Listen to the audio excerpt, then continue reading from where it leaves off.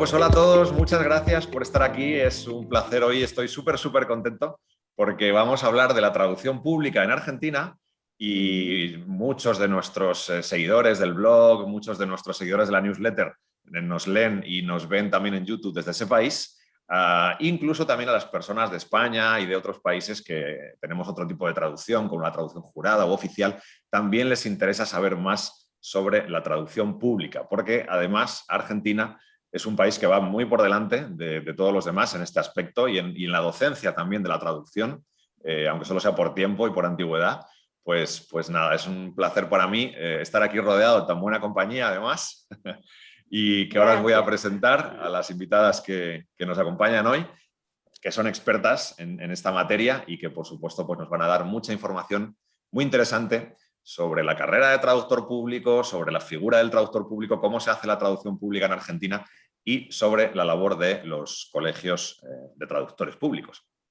Y voy a empezar presentando a María Florencia Russo, si me lo permitís, que es traductora pública de inglés, graduada de la Universidad de La Plata, Nacional de La Plata, y matriculada en el Colegio de Traductores Públicos e Intérpretes de la provincia de Buenos Aires, región La Plata.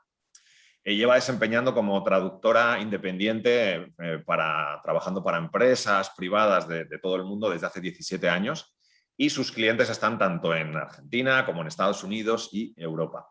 Y se especializa en la traducción jurídica, como nosotros, me encanta tener un colega por aquí, y también en el campo de la traducción técnica, campo automotriz, petróleo y gas. Y además, pues nada, es la actual presidenta, recién llegada al cargo, del Colegio de Traductores Públicos e Intérpretes de la provincia de Buenos Aires. Pues bienvenida, María Florencia, muchas gracias por estar aquí. Gracias, es un placer para mí también, es un gusto enorme. Genial, y voy a presentar ahora a nuestra otra invitada que veis aquí, que además es una gran amiga desde hace tiempo y que sí que es verdad que hacía mucho que no nos veíamos. Carmen Clementina Olivetti, traductora pública de inglés, egresada de la Universidad Museo Social Argentino y también abogada, egresada de la Universidad Nacional del Nordeste. Lleva trabajando durante 16 años como abogada en el área del asesoramiento de empresas, especialmente en obras sociales, y actualmente coordina el departamento legal de una empresa de publicidad. También trabaja como traductora pública, freelance, por eso también está hoy aquí, con la especialidad del inglés jurídico y el inglés de contratos, que además fue alumna nuestra, si no recuerdo mal, en un curso de contratos. Carmen además fue vocal durante 4 años, de vocal suplente del Colegio de Traductores Públicos de la ciudad de Buenos Aires. También conoce muy bien la profesión por dentro y fue la consejera a cargo de la comisión del área temática jurídica de este colegio. Del cual es miembro desde hace 8 años. Y bueno, pues se desempeña como perito traductora, intérprete de inglés en distintos fueros de justicia nacional ordinaria y federal de la capital federal. Carmen, muchas gracias por estar aquí. No, por favor, es un placer. La verdad que les agradezco a ustedes por haberme invitado y bueno, aquí estoy para charlar y para conversar y contarles lo que quieran saber de la traducción o de la traducción jurídica. Bueno, ustedes saben más que todos, pero digo, en Argentina. Así que muchas gracias. Pues empezamos por ti, si quieres, y que nos cuentes un poquito, Carmen, qué es esto del traductor público. Tú que eres traductora pública, cuéntanos qué es un traductor público y qué es lo que hace un traductor público. Bien, bueno, en Argentina, para que las traducciones sean válidas y puedan tener validez jurídica, como decimos, por ejemplo, si las tienes que presentar a un expediente judicial o para hacer algún trámite administrativo, sí o sí deben llevar la firma de un traductor público matriculado, es decir, un traductor público que se haya inscrito en alguno de los colegios públicos que funcionan actualmente en el país. Originalmente, por lo menos aquí en Buenos Aires, este registro o esta matriculación se hacía ante una cámara judicial. No siempre existieron los colegios, digamos. En Buenos Aires el colegio existe creado por ley, la ley 20.305, desde el año 1973. o sea, ahí se aprobó la ley. Luego, un par de meses después, se institucionalizó el colegio, digamos. Entonces, ahora ya la matrícula la llevan los distintos colegios, que existen varios en nuestro país, y si ustedes quieren conocer así a todos juntos, pueden ingresar en la página web de la FAT, que es la Federación Argentina de Traductores. ¿Cuántos colegios hay? ¿Cuántos colegios hay más o menos? Oficiales creo que hay 14, ¿no? Y luego hay algunos en formación, sí.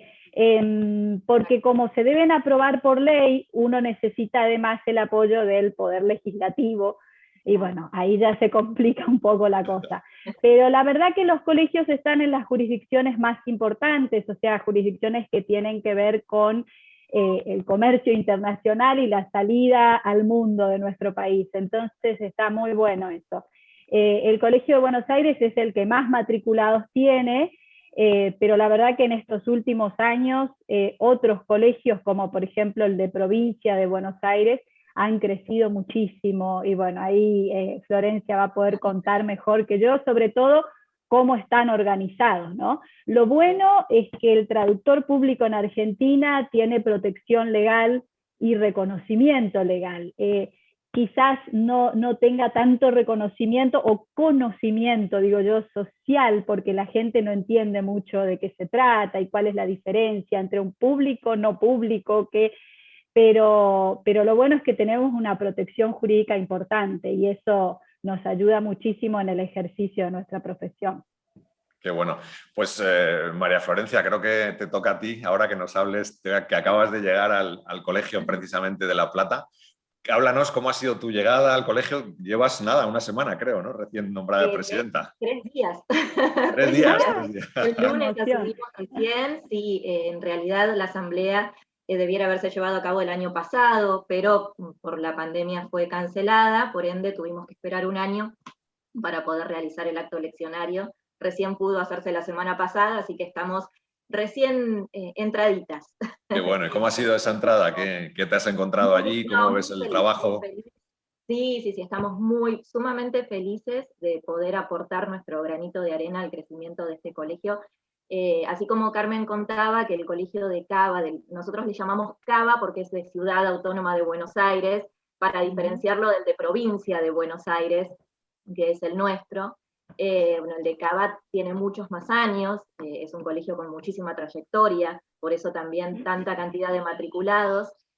Nosotros somos un colegio mucho más nuevo, se formó en el 2010, muy, muy nuevito. Contamos con 4 regionales en 4 distritos de la provincia de Buenos Aires, para así de esa manera abarcar el universo de la provincia, porque es una provincia muy grande geográficamente. María Florencia, ¿y cuál es la labor del colegio? ¿Qué es lo que hace un colegio? ¿Para qué está? Nos lo podemos imaginar, pero si nos lo cuentas tú, mucho mejor. El colegio, la función fundamental que tiene es el gobierno de la matrícula. El colegio lo que hace es garantizar, avalar que el profesional que está inscripto cumple con determinados requisitos que los establece la ley, que ha sido graduado en una universidad pública o privada nacional con una determinada carga de carrera, carga horaria, con contenidos determinados. El colegio también establece las normas de ética profesional. Nosotros estamos regidos por un código de ética, un código de disciplina, que regula la manera en que nos vamos a desenvolver profesionalmente, tanto entre nosotros como con los clientes y con los organismos públicos, por supuesto.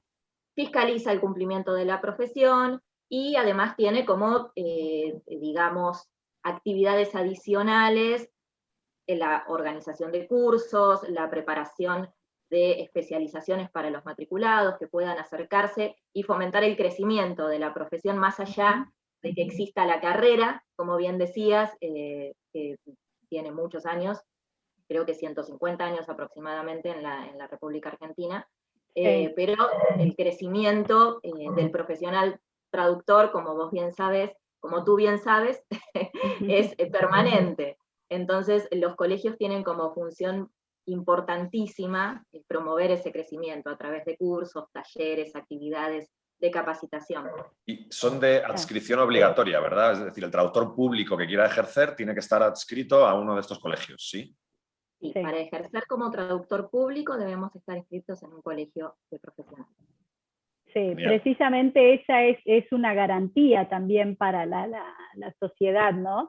Que si tú tienes una traducción con una firma de un traductor matriculado en algún colegio de la Argentina, eso significa que está de alguna forma controlado por una institución, que es un profesional que ha estudiado en una universidad o en un instituto terciario, porque ahí sí hay diferencia entre algunos colegios, ¿no? ¿Qué grado de formación necesitas para matricularte? Porque, bueno, Argentina es un país muy grande, es un país federal y cada región tiene sus propias normas, ¿no?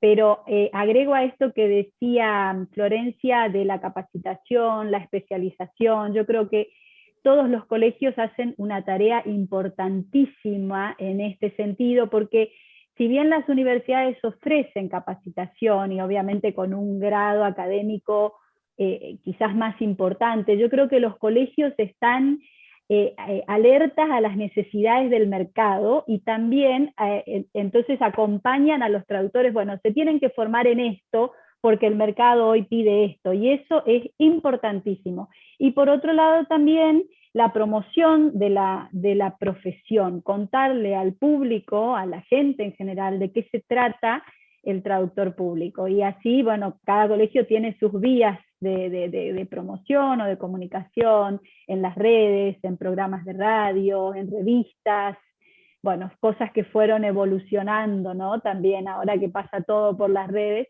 es diferente, ¿no? Claro, es súper interesante esa parte de la formación práctica más orientada al mercado que comentabas, Carmen, porque es verdad que la universidad al final tiene una capacidad académica y los profesores son grandes académicos, pero no siempre tienen ese contacto con el mercado que es necesario para orientar al profesional y decirle, pues es verdad, vete por aquí, que el de mercado demanda esto. Actualizar un programa universitario lleva muchísimo tiempo. Nosotros podemos organizar capacitaciones en poco tiempo, teniendo en cuenta esta orientación al mercado, ¿sí? Tal como dice Carmen. Claro. Carmen, tú que eres traductora, bueno, también María Florencia, pero tú que eres traductora y abogada, ¿qué parte de tu trabajo consiste en traducción pública, en tu día a día, en lo que haces como traductora, y qué parte es traducción normal, no traducción pública? Porque entiendo que también habrá otra parte de tu trabajo que no sea necesario que esté avalada por la firma de un traductor público, ¿no? Es así, es así. Bueno, como yo soy asesora legal, digamos, de una empresa de publicidad y de producción de contenido audiovisual, no solo reviso todos los contratos, los convenios de confidencialidad y todo lo que es el mundo del compliance, como se dice, que imposible que digan normas de cumplimiento, ¿no? Es compliance. Aquí pasa igual. Claro, todo este tipo de documentación no siempre necesita contar con la firma de un traductor público, pero además también participo mucho en la traducción de los guiones. Entonces de pronto me veo traduciendo un guión para una publicidad o, por ejemplo, para una presentación que tienen que hacer los creativos publicitarios ante un cliente nuevo. Entonces ahí se me amplió muchísimo el mundo y la verdad que me divierto mucho porque si no estar todos los días con los contratos es como que te termina aburriendo un poco, pero este mundo publicitario es mucho más divertido y ahí nunca se necesita un traductor público. Sí se necesita una variedad enorme de idiomas. De pronto me veo contratando colegas de Malasia, de Tailandia, de todos esos países asiáticos, donde hay que además hacer una localización o una transcreación, ¿no? Una adaptación. Así que un poco también estoy en ese mundo que me divierte mucho.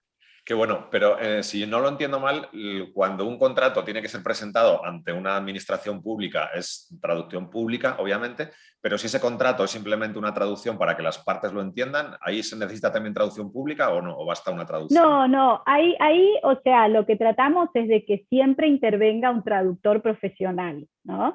específicamente en nuestro equipo hay, aparte de estar yo, hay otros y otras traductoras, en realidad somos todas mujeres, traductoras y abogadas, en italiano, en portugués, en distintos idiomas. Y la verdad que es otra la mirada cuando la lee una abogada o abogado, pero no siempre se necesita la firma oficial, entonces en ese caso es una traducción simple, como la llamamos nosotros.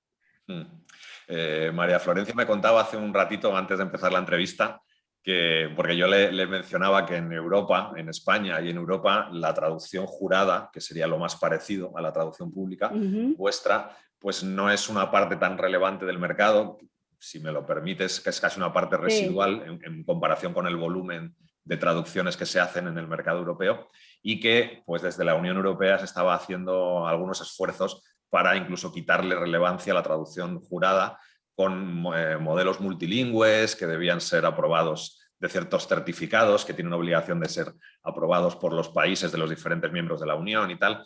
Y María Florencia me contaba que algo parecido en Argentina, ¿no? O no es tanto quizá como en Europa. Y yo le comentaba que tenemos la suerte de tener esta ley que nos ampara y nos protege de que eliminen este requerimiento de la traducción pública, porque realmente es de suma importancia. El traductor da fe de la calidad, se responsabiliza ética y legalmente de su trabajo, y el colegio es el que de alguna manera avala esa capacidad fedataria del traductor. Claro. Entonces, sí, entonces es un riesgo grande que se quite esta relevancia, porque verdaderamente es importante que esté certificada la calidad, la capacidad y la preparación y la formación del profesional que va a intervenir en situaciones de tanta relevancia. Bueno, Carmen hablaba de contratos, en mi caso yo no trabajo mucho tengo sí carga laboral de contratos y certificados, pero mi trabajo de traducción técnica es pública. Yo me dedico particularmente a traducir documentos de empresas automotrices que tienen que tener la autorización para fabricar sus vehículos en la República Argentina. Entonces el contenido es absolutamente técnico, pero el documento es público porque debe estar certificado ¿sí? por un traductor. Entonces hay una importancia muy grande en esta certificación, porque es lo que le garantiza al cliente, a las partes, que esa traducción está realizada por un profesional que se preparó y se capacitó para hacerla, ¿sí? Entonces tenemos una lucha fuerte también acá en Argentina por el respeto y el reconocimiento a la profesión desde este lugar. ¿sí?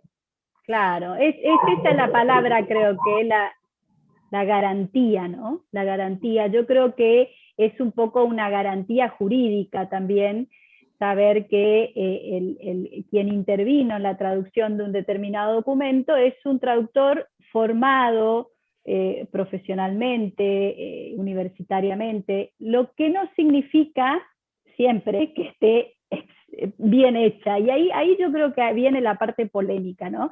Porque una cosa es el traductor profesional que estudia, que se forma, que hace cursos y demás, y que no es traductor público, pero hace muy bien su trabajo. Y otra cosa es el traductor público acá en Argentina, que obviamente tiene toda esa formación universitaria o terciaria y que además tiene el control por esa asociación. Me parece que para no mezclar las cosas uno tiene que siempre tener en cuenta el respeto hacia el profesional, ¿no? El que es un profesional y que hace bien su trabajo, bueno, bienvenido sea, ¿no? Pero bueno, siendo traductor público tienes un poco más esa garantía y esa seguridad jurídica que precisamente cuando se necesita hacer un trámite en la administración pública o en el Poder Judicial o en general en cualquier organismo de contralor, tenés esa garantía de que el profesional que intervino es un traductor matriculado. Por eso la lucha para que se mantenga ese requisito y esa exigencia.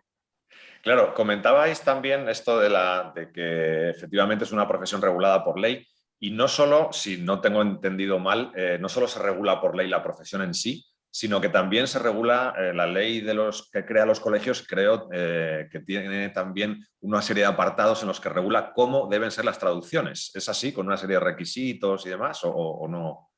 Sí. Sí, ¿Nos lo podéis contar un poco? Las traducciones públicas tienen que tener un formato Eso es. que garantice la inviolabilidad del texto traducido, digamos. Por ejemplo, completar los espacios en blanco, por ejemplo, que si no imprimís en todas las páginas y solo imprimís en una carilla, tenés que poner al final la cantidad de páginas que contiene tu traducción y tachar o intervenir de alguna manera la página en blanco. Yo creo que todas estas normas también tenían un sentido y muy, muy claro para la traducción en papel. La traducción digital es diferente y quienes entienden de la parte técnica de un documento digital encriptado saben que no es necesario cumplir con todos esos requisitos. Pero bueno, ahí también entramos en otro terreno un poco polémico, ¿no? Pero sí, originalmente, y todas las legislaciones de los colegios impusieron estas formalidades precisamente para garantizar la inviolabilidad del documento traducido. Sí, justo hablaba con María Florencia también hace un ratito de esta evolución que se está produciendo hacia la firma digital, precisamente porque los traductores ya trabajamos en digital hoy en día, ¿no? Absolutamente todo. Y si nos puedes contar, María Florencia, un poco la evolución, cómo habéis llegado, en qué fase está esto de la adaptación de la firma digital en Argentina. Sí, por supuesto. Sí, yo, como te contaba, un poquito fue la urgencia de la pandemia lo que motivó a los colegios a acelerar los procesos y a los organismos que debían autorizarlos a dar esas autorizaciones también.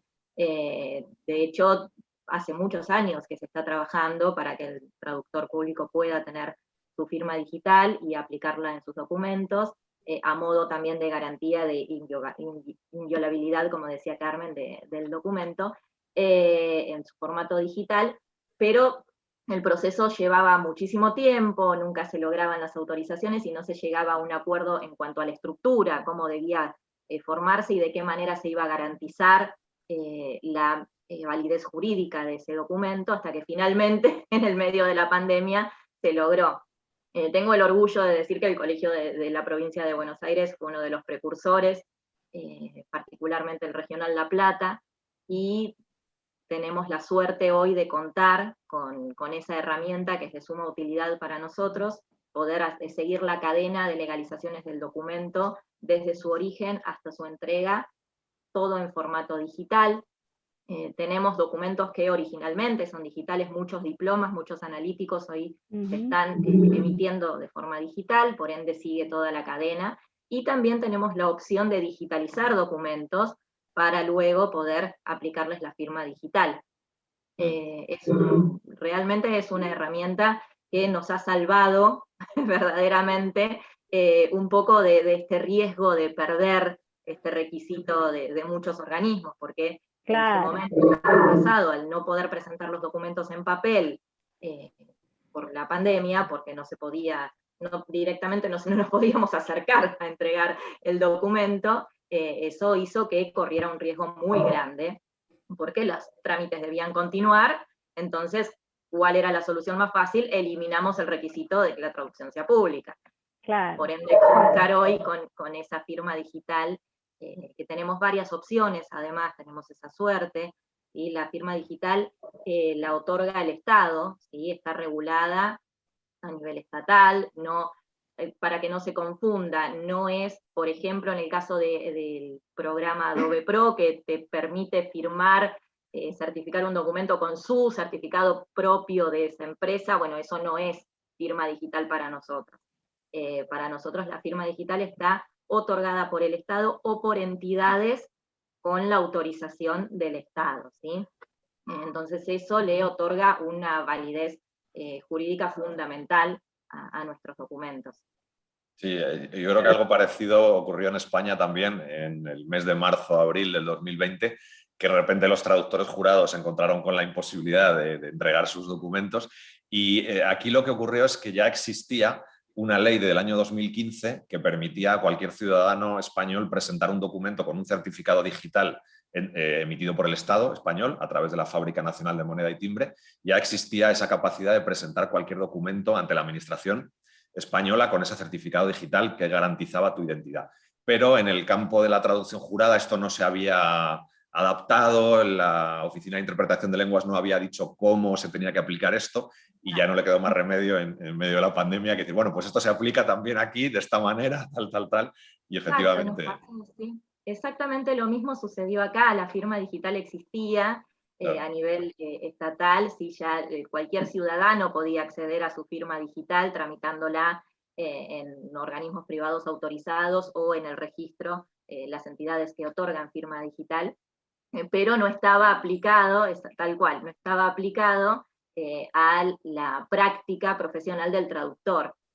Había que resolver una serie de cuestiones, quién iba a dar garantía de la validez de esa firma, de qué manera, qué cadena de legalizaciones debía seguir el documento, de comienzo a fin, y todo eso fue un trabajo arduo que los colegas realizaron con mucho éxito.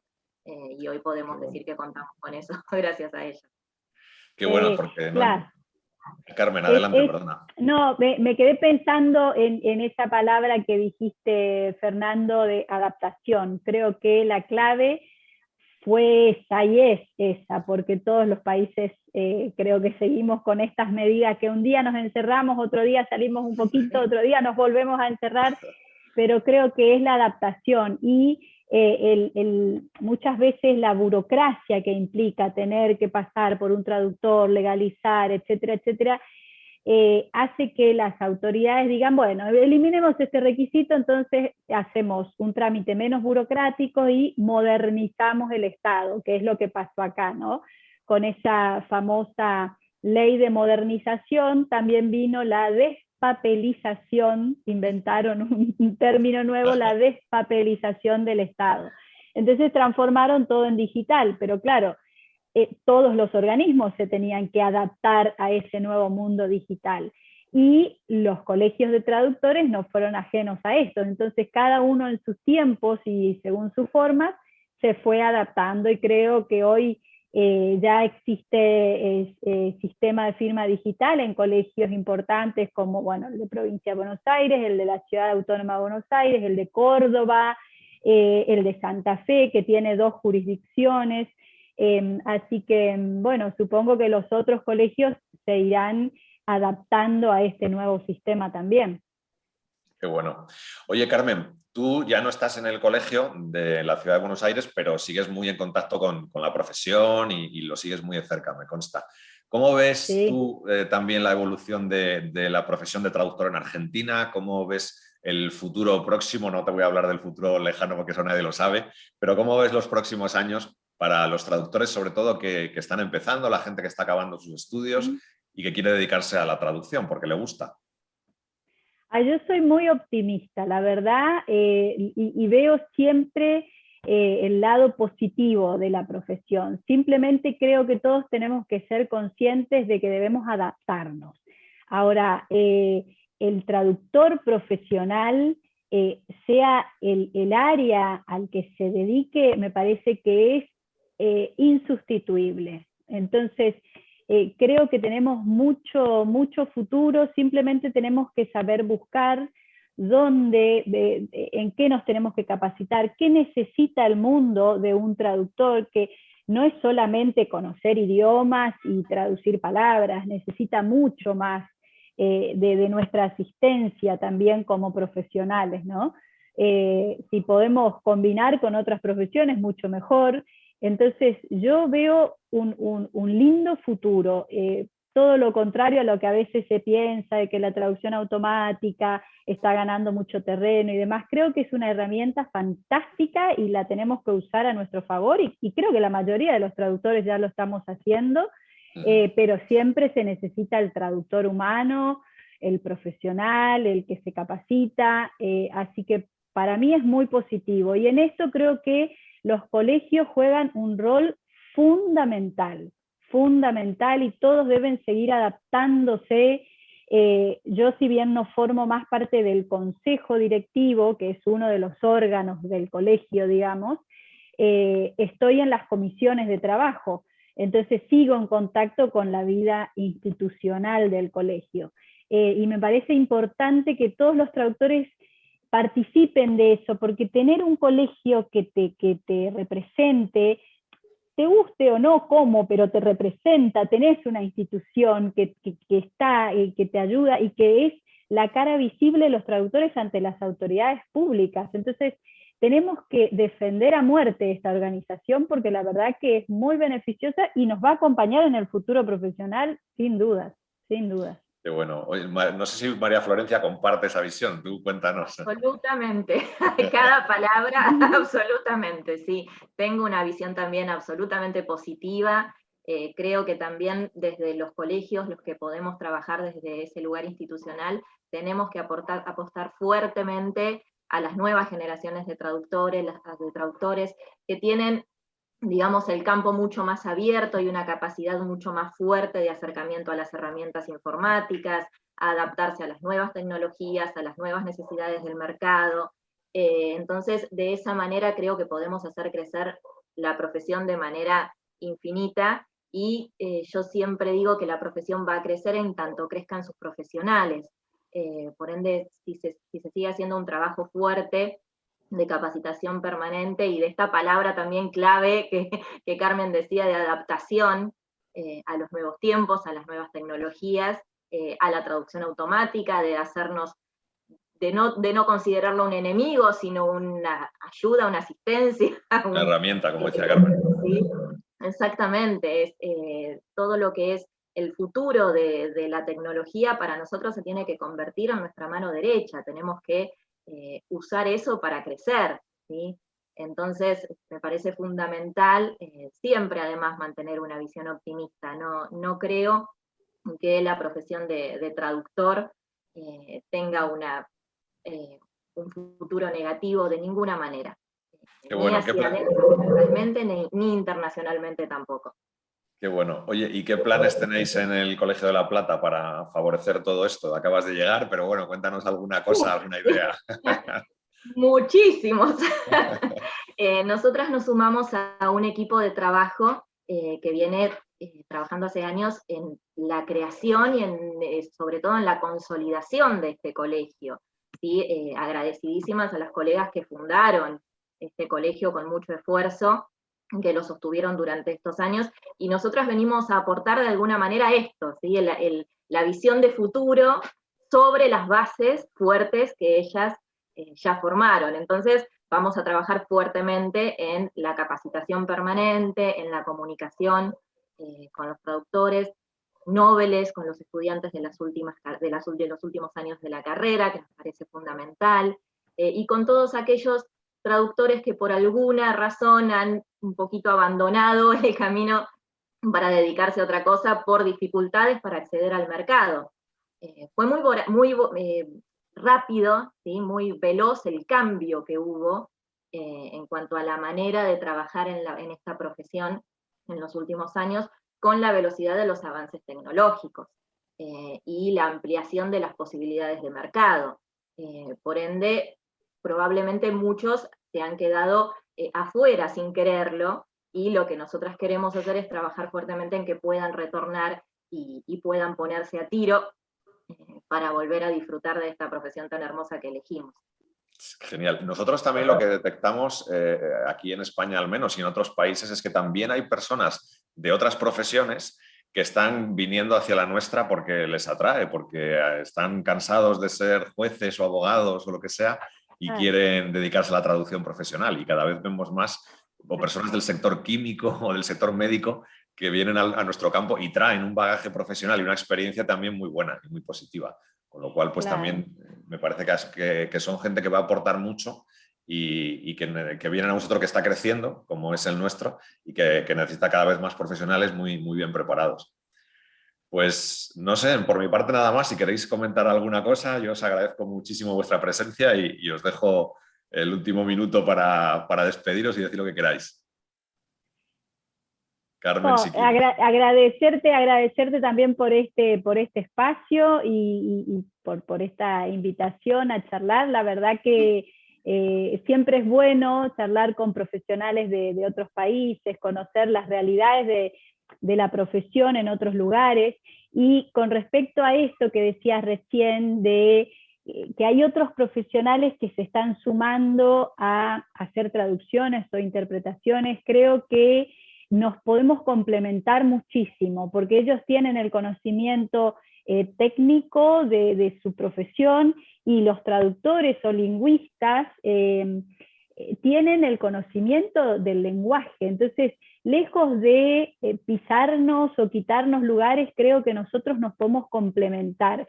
Y para mí es eso fundamental. Respeto al otro, me complemento con el otro y me adapto. Creo que eso es una síntesis de lo que nos está tocando vivir en este momento. Absolutamente. Broche de oro, Carmen. María Florencia, ¿quieres decir algo para terminar? No, también agradecerte muchísimo el contacto, realmente es muy enriquecedor aprender de otros, fue un placer conocer a Carmen, me alegra muchísimo coincidir tanto también con ella, encontrar colegas que tienen la misma línea de pensamiento optimista y de crecimiento de la profesión, es muy gratificante, sumamente gratificante, y bueno, esperamos poder trabajar fuertemente para ayudar a otros colegas a seguir creciendo. Qué bien. Muchísimas gracias a las dos. Nos habéis dado una perspectiva, yo creo que muy, muy buena de cómo es el trabajo del traductor público en Argentina, cómo es la profesión allí y cómo son también los colegios, un país que efectivamente en este campo lleva la delantera al resto del mundo por su tradición de más de ciento y pico años enseñando a traductores, formando traductores, y os agradezco mucho también el trabajo que hacéis en vuestro país y que hayáis venido a pasar unos minutos por aquí, por nuestro blog, para contárnoslo y hacer esta labor de divulgación. Nos seguiremos viendo. Muchísimas gracias por todo. Seguro. Gracias. Gracias a ti. Gracias.